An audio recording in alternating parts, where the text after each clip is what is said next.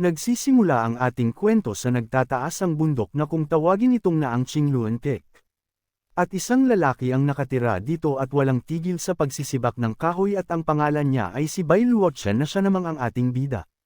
Matapos maabot ang kinakailangan ng system ay sinabi dito na ang kanyang kabuoang bilang ng kahoy na naputol ng master ay umabot na sa 3.65 milyon. Dagdag pa rito ng system binabati niya ang master dahil nakuha na nito ang titulong Saint of Chopang Firewood. Sinasabi dito na si Bai Luochen ay nanggaling noon sa Earth. Naging sikat siya sa kabataan dahil sa isang paligsahan ng talento. Ngunit dahil tumanggi siyang sumunod sa ahensya itinago nila siya sa dilim at sa huli dinapuan siya ng matinding kalungkutan hanggang siya'y mawala.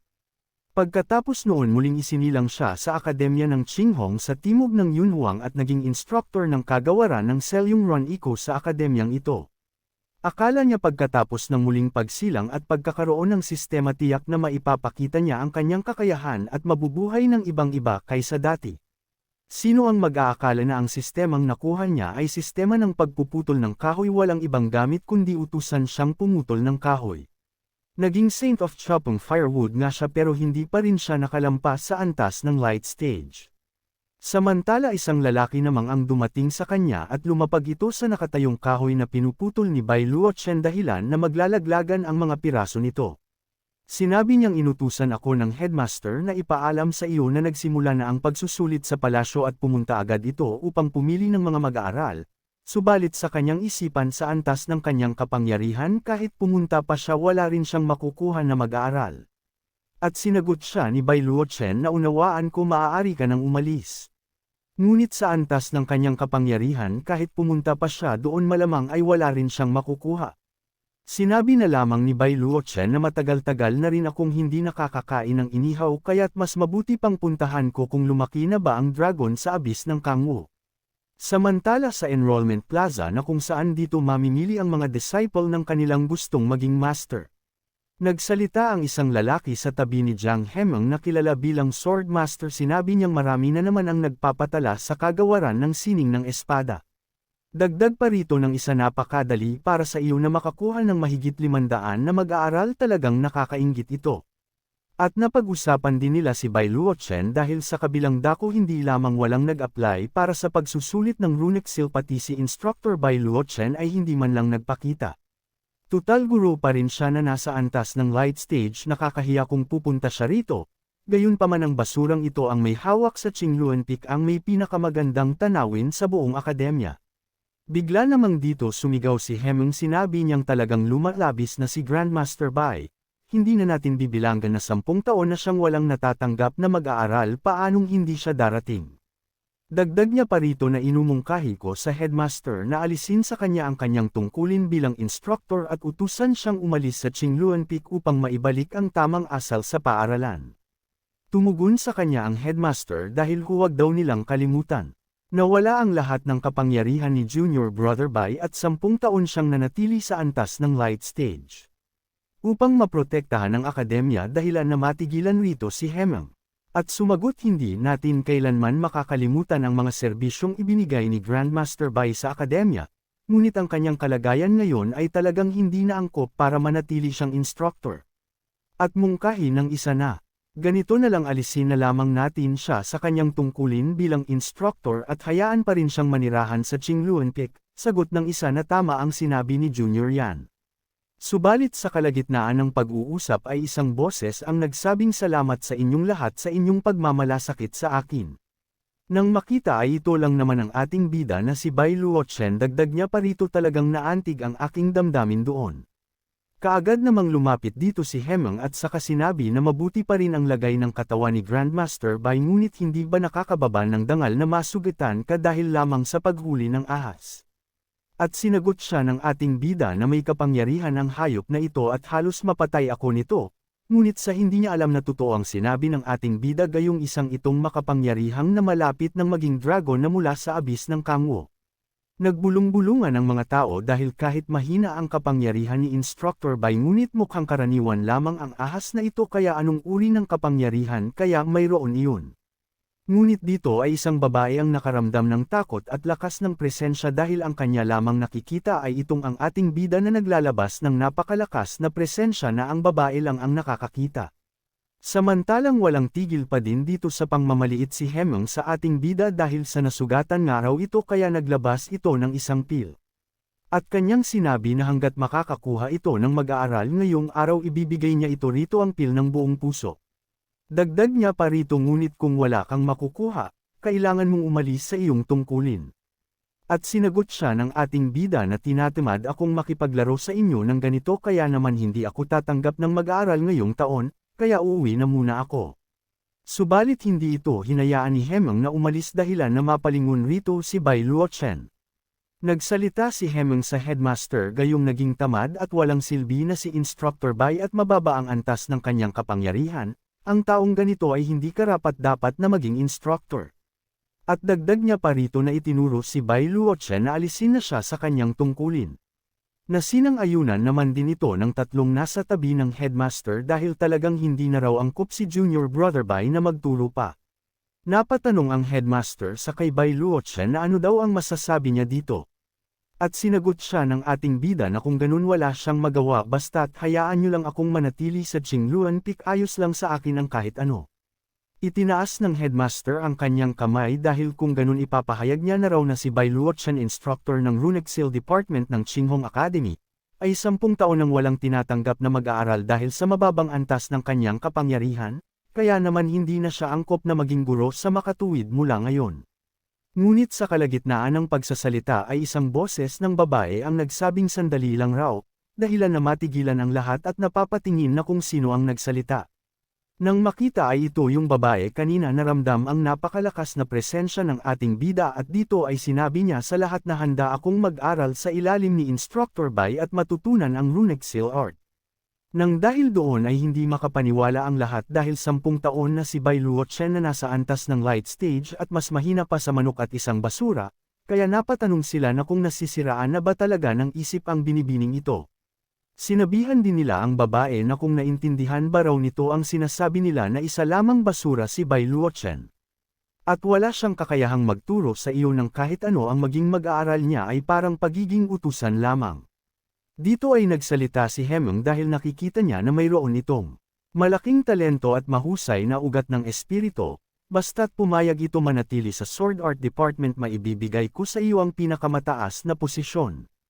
Gayon man tila wala namang pakialam rito ang babae sa inaalok niyang mataas na posisyon gayong bigla na lamang ito na lumapit sa ating bida at hinawakan ang braso na parang ayaw niya itong bitiwan. At saka sinabi na napagpasyahan ko na pakiusap tanggapin po ninyo ako Instructor Bai, at sinagot siya ng ating bida na tumatanggi ako. Nang dahil doon ay ikinainis ito ni Hemong dahil paanong may taong isusuko ang Sword Art Department para lamang matuto ng Runic Seal mula sa basurang iyon. Sigurado akong may nakatagong dahilan ito. Dahil din dito ay napapaisip siya ng malalim at ayon sa kanya ang babaeng ito ay siguradong inilagay ni Bai Luochen sa tabi ko ng sadya, nagpapanggap lamang sila ngayon upang makuha ang pinakamataas na posisyon sa Sword Art Department. Sa panahong iyon magiging pag-aari ni Bai Luochen ng Sword Art Department at kukunin niya ang anumang naisin niya. At saka sinabi napakatuso mo Bai Luochen mabuti na lamang at hindi ako mangmang. Pahabol niya sa headmaster dahil gaya raw ng kasabihan ang prutas na pilit pinipitas ay hindi matamis, yamang hindi interesado ang dalagang ito sa sword art hindi ko siya mapipilit na manatili. Dagdag niya pa rito na hayaan siyang maging mag-aaral ni Instructor Bai. Samantalang dito ay tinanong ni Bai Luochen ang babae na bakit siya ang pinipilit nitong maging master gayong gaya ng nakikita nito isa lamang siyang basura na nasa antas ng light stage. At hindi naman kaagad dito nakasagot ang babae ngunit sa kanyang isipan na siya ay muling isinilang na isang immortal. Sa nakaraang buhay niya kinailangan niyang muling isilang ng dala ang kanyang alaala dahil hindi naging matagumpay ang kanyang pagpapaunlad ng kapangyarihan. Balak niya sanang piliin ang Sword Art Department gamit ang kanyang talento at kagandahan, at hindi magiging mahirap na makuha ang mahigit 80% ng mga kagamitan para sa pagpapaunlad ng kapangyarihan sa department na iyon. Ngunit hindi niya ito inaasahan na sa huling sandali ay makakatagpo siya ng tunay na master. Gamit ang kanyang paningin bilang immortal hinding-hindi siya magkakamali, kitang-kita na ang ahas na ito ay malapit ng maging dragon. Kung susukitin niya ito ayon sa antas ng kapangyarihan ng tao, siya ay isang Supreme Master na nasa antas ng Mahayana stage. Kahit noong siya ay immortal pa lamang sa nakaraang buhay ay hindi siya mangangahas na sabihin na kayang sakupin o talunin ang isang ahas na malapit ng maging dragon. At paanong nagawa niya na nasa antas pa lamang ng light stage na supulan ang isang dragon? Bahagyang umubo ang headmaster upang kunin ang pansin ng lahat at saka sinabi yamang hindi na tumututol si Instructor Hemeng ay ipapahayag ko na ang mag-aaral na ito ay opisyal na inilipat mula sa Runexil Department. At saka pinuri ng headmaster ang ating bida na napakahusay raw nito, ngunit para sa ating bida ayaw niya talaga na kumuha ng disciple. At doon na rin nagtatapos ang recruitment ng mga disciple. Sa kanilang paglalakad ay nagpahabol pa rito si Hemeng na binabati ang ating bida sa paghahanap ng mabuting mag-aaral. Sa loob ng 3 buwan tiyak na magkakaroon ng malaking tagumpay ang Runexil Department sa pagsusulit ng akademya. Dahilan na mapasabi na lamang dito ang ating bida na kung nataman kaya ang ulo niya na kung saan.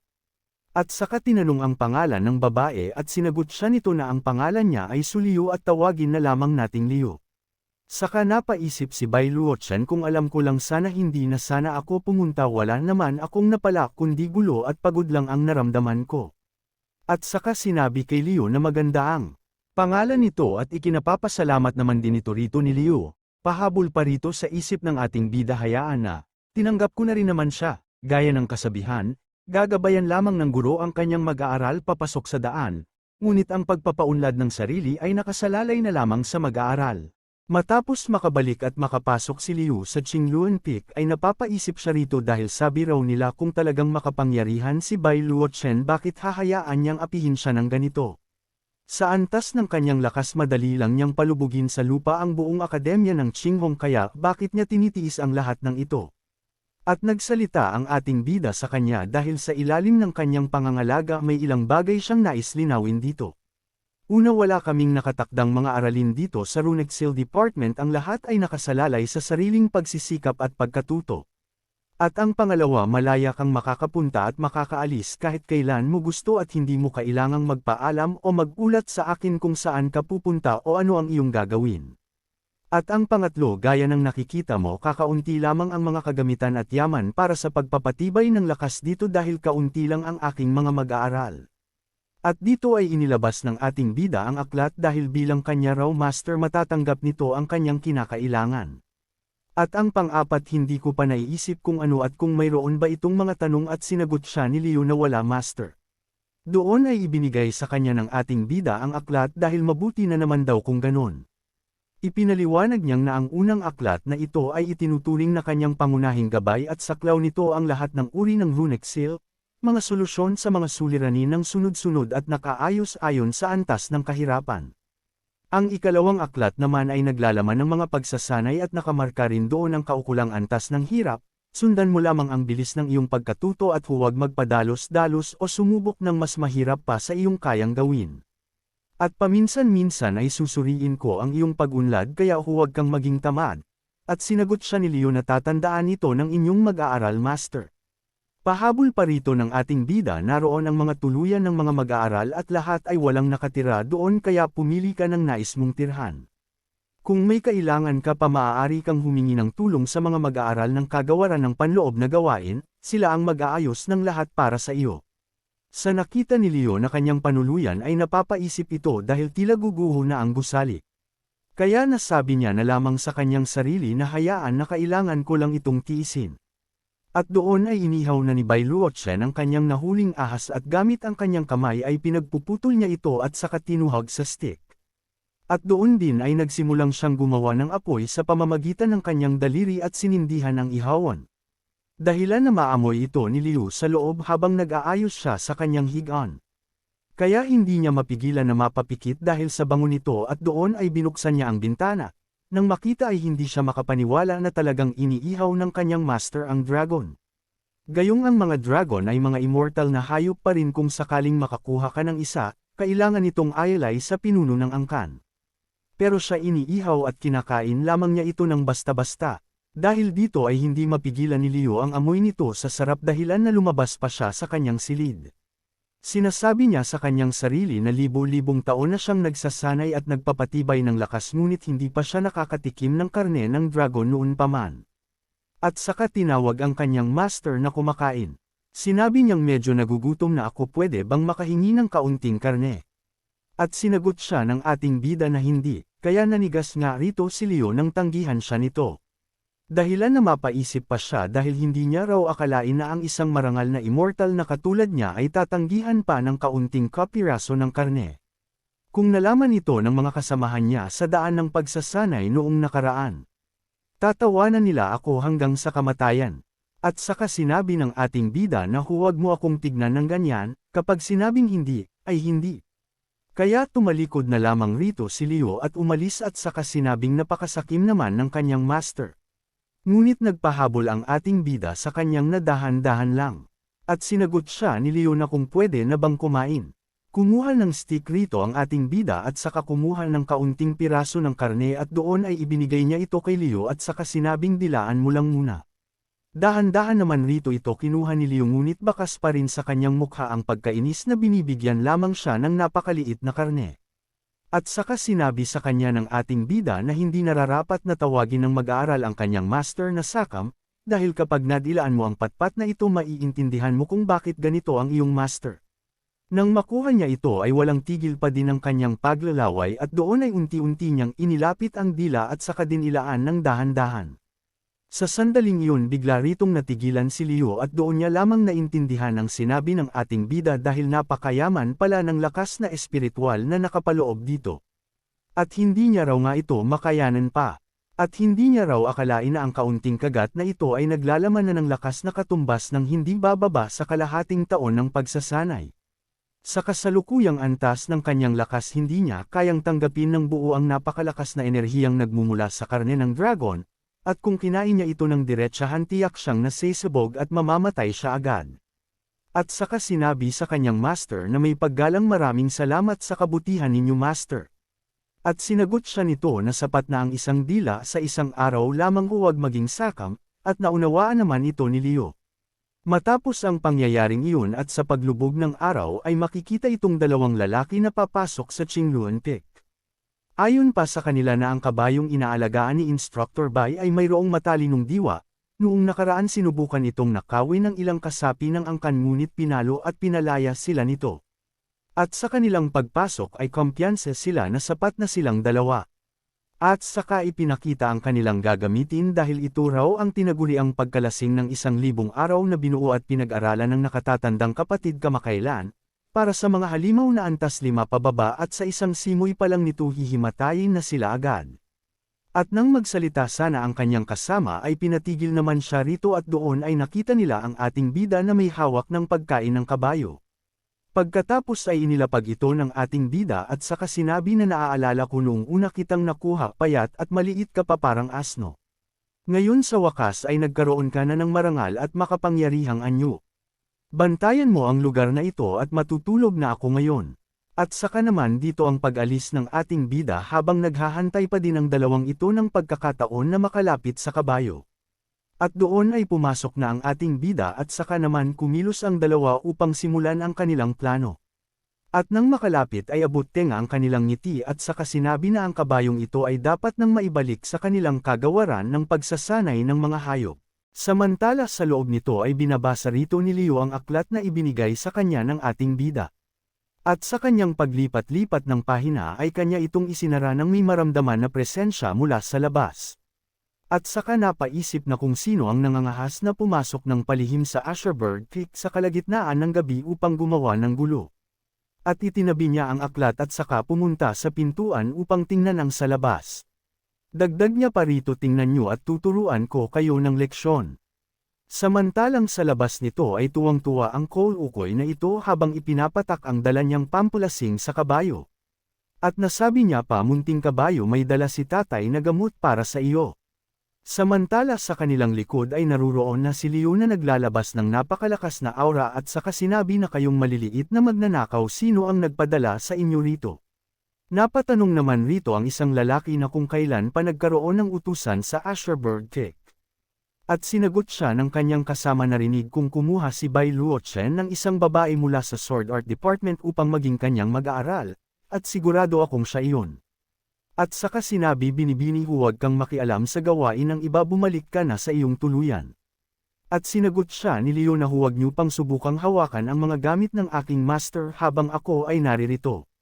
Dahil doon ay bigla na lamang gumawa ng pag-atake ang lalaki at saka sinabi na kung ganoon tila kailangan na nating ayusin ito sa ibang paraan.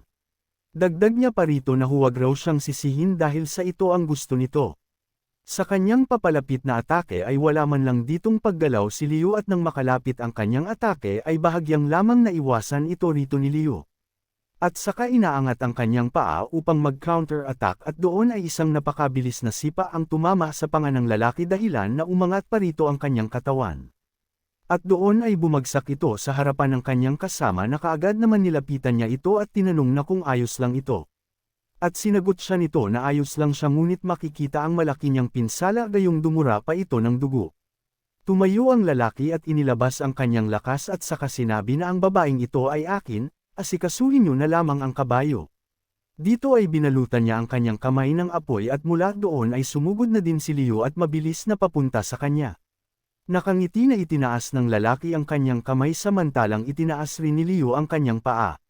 At doon ay mabilis na naman naunang tumama ang sipa ni Leo sa kanyang dibdib.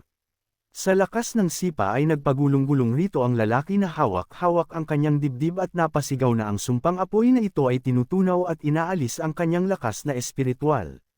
Sa nakapustura na si Leo ay naiiwan pa nga rito ang aura sa kanyang paa at mula sa malayo ay galit na galit ang kasama ng lalaki at saka sinabi na ipaghihiganti niya raw ang kanyang senior brother. Samantalang ang natutulog na ating bida nakarinig ito ng ingay kaya naman tumayo ito at lumapit sa bintana at doon ay makikita si Leo. Gayunpaman dahil sa kaantokan niya ay ibinaba niya ang bintana at saka bumalik sa kanyang pagtulog at doon ay pinitik niya ang kanyang daliri. At mula sa labas ay isang array ang nabuo at ang pasugad na lalaki kanina ay hindi ito nakalapit dahil sa itinaboy ito ng array dahilan pamawasak ang kanyang hawak ng patalim. Dahil doon ay nagulat si Leo dahil ito raw ay isang silencing array. Naglabas ng napakalakas na aura si Leo at saka sinabi mukhang hindi rin balak ng aking master na palayain kayo. Dahilan na lamang manginig ang dalawa at nagmamakaawa na sandali lang raw at doon ay ang pagsigaw na lamang ng dalawa ang maririnig. Samantala sa Beastmaster Department ay galit na galit rito si Siyang Sheng na tawagin na lamang nating Sheng nang marinig ang paliwanag ng dalawang kanyang inutusan. Bogbog saradong nagpaliwanag ang isa na ginawa naman namin ang lahat ng aming makakaya, ngunit napakalakas talaga ng bagong mag-aaral na iyon sa Runexil Department. At hindi namin siya natalo kahit paano. Dagdag pa ng isa niyang kasama na nakayuko nangangako ako na sa oras na makabawi kami kukunin at nanakawin namin ang kabayong iyon mula sa kanila. May ibinigay naman rito sa kanila si Sheng at saka sinabi na bibigyan ko ang bawat isa sa inyo ng 3 gamot na panumbalik at 2 gamot na pampasigla ng lakas, kunin ninyo ito bilang kabayaran sa inyong mga natamong sugat. Sinalo ito ng isa at kahit nahihirapan nagsalita pa rin siya at nagpapasalamat raw siya kay senior brother Sheng. Nagsalita si Sheng at saka sinabi na magpahinga kayong mabuti, ako na ang baalang magayos ng usaping ito sa Runexil Department. Dagdag niya pa rito tawagin ninyo ang lahat ng naririto gayong pupunta tayo sa Asherberg Cake. Ipapaalala natin kay Bai Luochen kung ano ang kapalit kapag binugbog ang mga kasapi ng ating Beastmaster Department. Isang namang lalaki ang nagtaas ng kamay at saka sinabi tumigil kayo riyan. Hindi natin iyon pwedeng gawin. Sinabi niyang instructor pa rin naman si Bai Luochen at tayo ang pumasok at gumawa ng gulo roon, dahil kapag lumaki at kumalat ang usaping ito tayo ang mapaparusahan. At sinagot siya ng lalaki mula doon na kung ganoon hahayaan na lang ba natin ito. Binugbog niya ang dalawa nating kasapi hanggang sa maging sira-sira ang kanilang anyo, magkukunweri na lang ba tayong parang walang nangyari. Sinabi niyang yamang binugbog ng kanyang mag-aaral ang ating mga kasapi, lumabag na siya sa mga alituntunin ng ating samahan, madali lang nating baguhin ng kaunti ang kwento. Dagdag niya pa rito na kailangan nating ipakita na tayo ang nasa tama ididiin lamang natin na siya ang unang umatake. Pagkatapos, kung mapipigilan nating magsalita ang dalawa nating nakababatang kapatid, magiging salita ni Bai Luochen laban sa ating salita. Dagdag niya pa rito at sa panahong iyon maaari nating hingin ang kabayo mula kay Bai Luochen. Kung ayaw niyang ibigay sa atin ang kabayo, madali lang nating sisirain ang pangalan at dangal ng kanyang mag-aaral. Sinagot siya ni Sheng na tumatawa, tama ang sinabi mo, mapipilit natin si Bai Luochen na mamili sa pagitan ng kabayo o ng kanyang mag-aaral. At doon ay kanyang sinabi na pumunta tayo sa bulwagang ng tagapagpatupad ng batas. Kinabukasan matapos ang pangyayaring iyon at dito sa Qingluan Peak ay unti-unting nagbubukas ang pintuan at mula rito ay lumabas si Bai Luochen. At saka naman tinawag siya ni Liu habang naghihikab pa siya nito. At doon ay sinabi niyang magandang umaga master. At sinagot siya nito na magandang umaga din. Nabasa mo ba ang mga aklat na ibinigay ko sa iyo kahapon? Dahilan na kanyang ikinagulat at napaisip ninugol ko ang buong gabi upang subukang unawain ang mga aklat na iyon. Ngunit kalahating pahina pa lamang ang nababasa ko, ubos na agad ang lahat ng aking lakas na espiritual. Higit pa roon, kahit ang kalahating pahinang iyon ay hindi ko man lang naintindihan. Sinabihan siya ng ating bida na ayos lang iyon, sabihin mo lang sa akin kung gaano karami ang nabasa mo at hindi naman kita papagalitan. Napaisip muli rito si Liu dahil binigyan siya ng kanyang master ng napakahalagang aklat, ngunit kahit kalahating pahina ay hindi niya pa rin naiintindihan ng tama, nakakahiya na tawagin ang sarili na muling pagsilang ng isang immortal. At saka sumagot na kalahating pahina lamang ang nabasa ko, dahilan na matigilan rito ang ating bida sa kanyang pagsisibak at saka sinabi na ano ang sinabi mo. Kung ganun, kalahating pahina lamang ang nabasa mo kagabi upang naikatatahimik rito ni Liu. Dahilan pa na mapasigaw rito ang ating bida at saka sinabi kalahating pahina ang nabasa mo sa loob ng isang gabi. Sinagot siya ni Liu na patawad master na disappointed ko kayo, ngunit kabaliktaran pala ito sa ating bida at sa kanya sinabi maling akala mo hindi ako disappointed, nagulat lamang ako sa tuwa. Dagdag niya pa rito, akala ko ay ilang tanong lamang ang iyong kakayaning basahin. At sinagot siya ni Liu sa sinabi ninyong iyan, akala ko ba ay itinuturing niyo akong mangmang. At sagot din ng ating bida na hindi labis lamang ang aking galak at pagkamangha. Napaisip rito ang ating bida dahil ang aklat raw na ito ay kalipunan ng kanyang mga runa at titik ng selyo, at hindi ko inasahang mababasa niya ang kalahati ng pahina sa loob lamang ng isang gabi. At saka sinabi kahit na kinakailangan ng malalim na kaalaman tungkol sa mga runa at selyo, huwag madaliin ang pagkamit ng tagumpay. Dagdag niya pa rito na gamit ang tandang ito maaari kang pumunta sa aklatan ng akademya upang magbasa at maaari mo ring hiramin ang iba pang kasulatan ng sining ng pakikidigma. Kapag naitaas na ang antas ng tanda, makakapasok ka sa mga mas matataas na antas at doon mo makikita ang mga mas mahuhusay na kasulatan. Sinagot siya ni Liu na kung ganoon ano ang dapat kong gawin upang mapataas ang antas nito.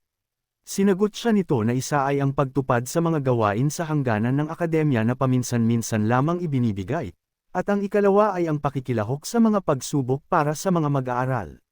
Napangiti si Liu at saka sinabi na uunawaan ko, salamat sa inyong gabay master. At saka napaisip na ang tandang ito kung ikukumpara sa aklat ng master, ako ay naging immortal ng hindi bababa sa 10,000 taon. Kaya wala akong kakulangan sa anumang uri ng kasulatan ng sining ng pakikidigma. Ang lihim na kasulatang ibinigay ni Master ay sapat na upang pag-aralan ko sa buong buhay ko, at kailangan ko pa ba matuto ng iba?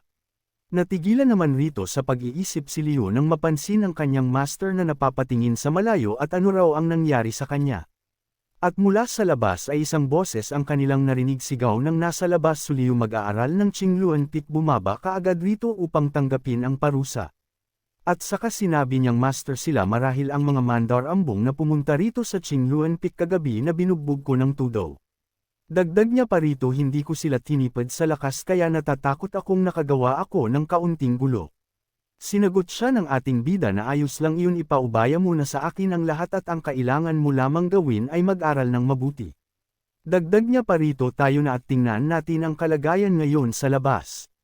Samantala sa pasukan ng Qingluan Peak, isang batalyon ang dala ng Law Enforcement Hall, at mukhang nasa panig nga ito ni Sheng ng Beastmaster Department. Mula dito ay naghihintay ang mga Law Enforcement Hall sa paglabas ng ating bida. At doon ay lumabas ang ating bida na kasama si Su Liu.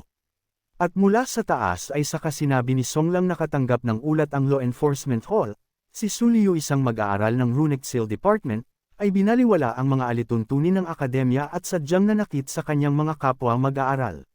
Dagdag niya pa rito pakirespeto ang mga batas ng akademya at ibigay ninyo sa amin si Sulio. Ngunit sinagot lamang siya na nakangiti ng ating bida na mukhang kawili-wili ito. At doon ay pinalibutan sila ng mga alagad na handang umatake na kung maglakas loob na lumaban ang ating bida. At saka sinabi ni Zhao Cheng na malinaw ang ebidensya sumama na kayo sa amin binibining Su. At sinagot siya ng ating bida na kasabay ibinagsak ang kanyang pangputol ng kahoy na huwag raw ang mga itong magmadali. At saka sinabi ikaw na nagtatago sa likuran. Nais kong malaman ang tungkol sa dalawang mag-aaral ng Beastmaster Department na pumunta rito sa Qingluan Peak sa kalagitnaan ng gabi upang gumawa ng gulo. Paano niyo sila inesikaso? Dahilan na magulat rito si Sheng dahil ang kanyang pagtatago ay hindi nakaligtas sa mga mata ng ating bida. At saka sumagot hindi sinasadyang napadpad lamang sila sa Qingluan Peak at naparusahan ko na sila ng mabigat.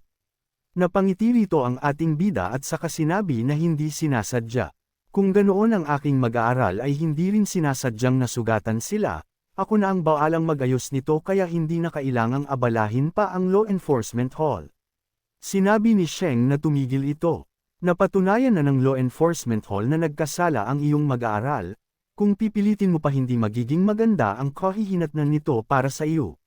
Dahil doon ay isang napakalakas na killing intent ang inilabas ng ating bida at saka sinagot na kung tinuturuan ba raw siya nito.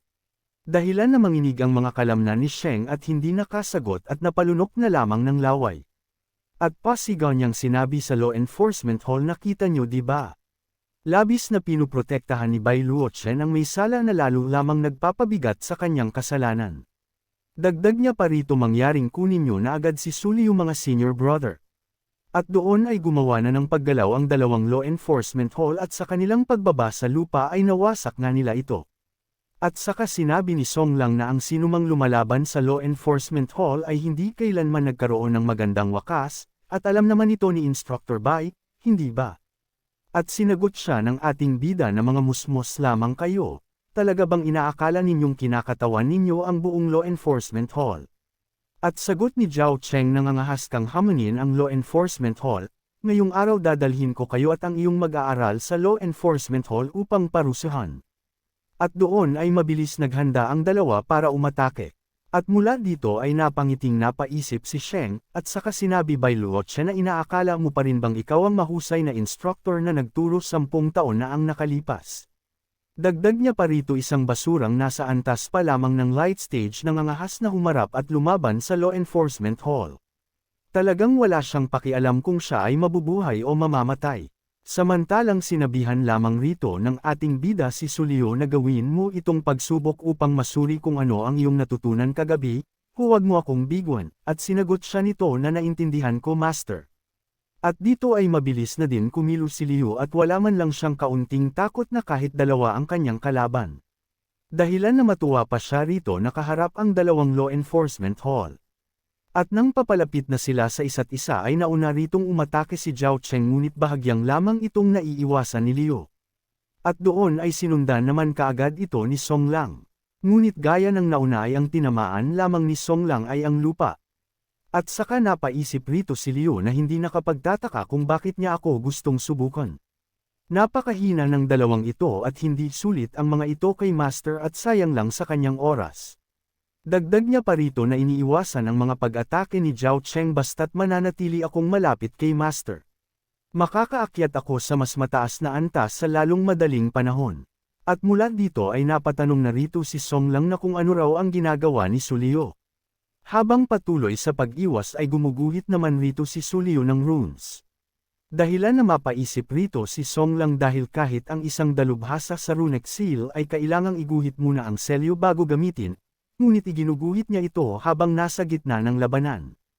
At sa isipan ni Zhao Cheng ay naiinis na ito at napapatanong sa kanyang sarili na kung minamaliit raw ba sila ni Su Liu, at doon ay kumilos na din si Song Lang at kanyang ipinaalam sa kay Zhao Cheng na gamitin na raw nila ang bagay na yun, isang sinag na liwanag ang pinakawalan rito ni Zhao Cheng ngunit gaya ng dati ay naiiwasan pa din ito ni Su Liu. Ngunit isa lamang pala yung bitag para makahandang makagawa ng napakalakas na atake rito si Song Lang. At saka sinabi ni Su Liu sobra na kayo, hindi niyo ako hinahayaang matapos ang pagguhit ng aking mga runes, at mula sa itaas ay isang napakalakas na atake ang pinakawalan ni Song Lang na handang tapusin ang buhay ni Su Liu. Gayunpaman ay nakapaghanda na rito si Su Liu at tapos na raw ang kanilang paglalaro, at saka sinabi wala naman pala kayong ibang kakayahan kundi ito lamang, at hinarang ang atake ni Song Lang sa pamamagitan ng Runes Thunder ni Su Liu at doon lumaki ito at naging barrier dahil doon ay nagdulot ito ng pagkawasak ng lupa. Matapos iyon ay nagdulot ito ng napakalakas na pagsabog dahilan na mapatakip pa sa mukha sina Song Lang dahil sa lakas ng impact nito. At dito ay napatanong si Song Lang na kung gumana nga ba ang kanyang atake. At nang mawala ang usok nito ay mula doon ay nakatayo pa rin si Su Liu na wala man lang kahit kaunting sugat. At saka sinabi oras na para siya naman raw ang aatake. At dalawang Thunderbird ang nabuo sa kanyang kamay at doon ay pinakawalan niya ito tungo sa dalawa. Dahilan na mabahala pa ang mga ito dahil sa mapanganib na papalapit na atake papunta sa kanila, at nang tumama ay nagdulot ito ng napakalakas na pagsabog. At saka napaisip rito ang ating bida dahil ito raw ay katangian ng kidlat, ang abdo ng ahas naman ay katangian ng kahoy kaya hindi niya pa ito maibibigay kay Su Liu. Dagdag niya pa rito na mukhang kailangan niyang pumunta ulit sa abis ng Kangwo upang maghanap ng bagay na katangian ng kidlat na makatutulong sa kay Su Liu upang sumulong sa mas mataas na antas. Sa sunog na katawan ng dalawa ay napatanong rito si Song Lang kay Sheng na nakatayo doon na kung hindi raw ba ito tutulong sa kanila. Ngunit tila wala man lang siyang balak dito dahil sapat na ang kanyang nakita na kung sila nga raw dalawa ay mas malakas pa kaysa kanya ay hindi kinaya si Su Liu siya pa kaya. At doon ay isa namang atake ang pinakawala ni Su Liu na saka naman na tumama kay Zhao Cheng na kanyang ikinabahala ngunit hindi din rito nakaligtas si Sheng sa atake dahilan na sa pilitin pa siyang mapaluhod nito, at labis rito ang kanyang pagtataka na kung bakit binato sa kanya ang isang rune na ito. At saka napaisip rito si Su Liu dahil kay Song Lang niya naman sana itong itinutok ngunit tila nagkamali yata siya ng pagkakabato. At nagsalita ang ating bida na umatras raw muna si Su Liu. At saka sinabi ni Song Lang na ito ay isang matinding paghamon, binaliwala mo ang kasalanan ng iyong mag-aaral at nakipaglaban ka pa sa mga law enforcement hall. At hindi raw nila ito hahayaan at pagsisisihan ninyo ito. At sinagot siya ng ating bida ang dapat sana ay magsisi na lamang kayong tatlo hindi ba, sagot ni Song Lang na kung ganun anong balak mong gawin. At doon ay kumawala ang napakalakas na enerhiya sa ating bida at saka sinabi sa tatlo na lumuhad kayo. Dahilan na magulantang na lamang rito si Song Lang at doon sa pilitan silang tatlong pinaluhod ng presensya ng ating bida. Sa tindi at lakas nito ay nagwala pa ang mga kitdat sa kalangitan na saka naman tumatama sa kabundukan. At saka sinabi ni Zhao Cheng na imposible, paanong ang isang nasa antas pa lamang ng light stage ay nagkakaroon ng ganito kalakas at napakaraming enerhiyang espiritual. Dagdag niya pa rito huwag mong sabihing nakabawi ka na at naging buo muli ang iyong lakas. Sinagot siya ng ating bida huwag mong kalimutan ang lugar na ito ay ang Qingluan Peak. At sagot din ni Song Lang rito hindi siya nakabawi, ang mga instructor sa akademya ay may kakayahang humiram ng lakas na espiritual mula sa mga banal na tuktok. Ngunit naputol naman rito ang kanyang sinabi nang may matanggap siyang isang mensahe mula sa kanilang Elder 2, dahil sa malaking pinsala ay napasok ka rito ng dugo si Song Lang. At saka umalis kasama si Zhao Cheng at dahilan na mapasabi na lamang rito ang ating bida na ililigtas ko pa ang kaunting dangal mo Elder 2. Ngunit sa kabilang banda ay hindi rito nakasama si Sheng ng Beastmaster Department. At saka sinabi ng ating bida ikaw naman lumuhad ka lang dito hanggang sa dumating mismo si Senior Brother Yu upang makipag-usap sa akin. Samantala sa Beastmaster Department ay maririnig mula sa labas, nabalitaan kong ilang oras na kayong naghihintay sa akin, ano ba talaga ang kailangan ninyo? Sinagot siya ni Song Lang na may paggalang Vice Instructor Cheng Kun, ganito po ang kalagayan ng pangyayari. Sagot din ni Vice Instructor Cheng Kun na kung ganun nakaluhod pa rin ba si Siang Sheng sa Qingluan Peak, sagot ni Song Lang na tama raw ito. Dagdag niya pa rito maaari na kayong dalawa na bumalik sa Law Enforcement Hall, ako na mismo ang baalang mag-ayos ng usaping ito, at sinagot siya nito na kung gayon hindi na namin kayo aabalahin pa. Samantalang sa kanyang isipan kahit pa nasa likuran ni Bai Luochen ang lakas ng Qingluan Peak tiyak na hinding-hindi siya makakatapat sa isang nasa antas na ng aperture stage. Tinawag ni Cheng Kun si Yin Hai at saka sinabi na sumama ito sa kanya bukas ng gabi sa Qingluan Peak, at kunin nila pabalik ang kanyang master brother. Matapos ang mga pangyayaring iyon ay sumikat na ang araw at mula rito sa Qingluan Peak, ay napapaisip rito ang ating bida isang buong araw na ang lumipas at wala ni isang tao mula sa Beastmaster Department ang dumating. At matapos maubos ang kinakain ay lumapit rito ang ating bida sa pintuan na kung saan itong nagsasanay si Sulio. Samantalang sa likod ni Sulio ay isang napakabilis na kahoy ang lumipad tungo sa kanya, dahilan na mapalingon siya nito at winasak ang mga ito sa pamamagitan ng kanyang kamay at paa. Habang hindi naman lang niya iginalaw ang kanyang isang kamay. At doon ay lumapit rito ang ating bida at saka namangha sa kanyang tahimik at maingat sa pagkilos at hindi na raw masama. At saka sinabi kailangan kong umalis at kung sakaling may dumating na tao mula sa Beastmaster Department gamitin mo ang selyong ito. Sinagot siya ni Sulio huwag kayong mag-alala Master hindi ko hahayaang may pumasok at gumawa ng gulo rito. At saka umalis doon ang ating bida pahabol niya pabantayan mo ang lugar na ito, babalik ako bukas ng umaga. At sinagot siya nito na mag-ingat raw sa paglalakbay ang Master.